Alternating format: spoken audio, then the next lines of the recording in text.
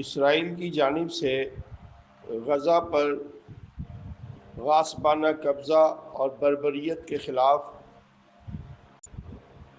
معصوم بے گناہ نہتے غزہ کے شہیدوں کی آواز پر گلوبل سمود فلوٹیلا رواں دواں ہے۔ اسرائیل کے گلوبل سمود فلوٹیلا پر حملہ کے باوجود منزل کی جانب رواں دواں ہے، اور پاکستانی حکومت نے بھی حملہ کرنے کی صورت میں اسرائیل کو سخت انتباہ کیا ہے۔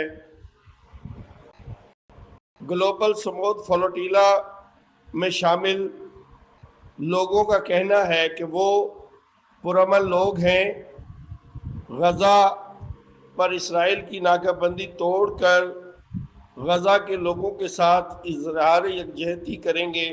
گلوبل فلوٹیلا کے شرکا غزہ کے مجبور، بے بس، بھوکے لوگوں کے لیے خوراک اور ادویات لے کر وہاں پہنچنا چاہتے ہیں،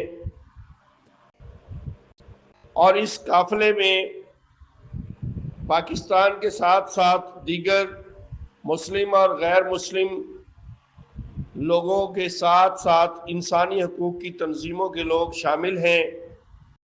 نیلسن منڈیلا کا پوتا اس میں پیش ہے، اور انشاءاللہ یہ قافلہ گلوبل فلوٹیلا غزہ پہنچ کر اسرائیل کی ناکہ بندی توڑ کر وہاں کے لوگوں کو خوراک اور ادویات پہنچائے گا۔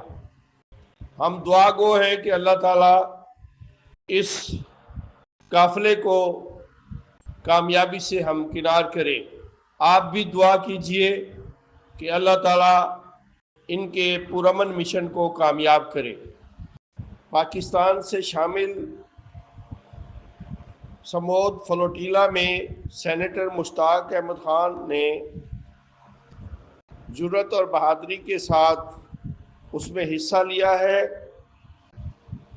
اور گزشتہ دنوں جو قافلہ روانہ ہوا ہے تو اس میں سینیٹر مشتاق خان نے اذان دے کر قافلے کا آغاز کرایا۔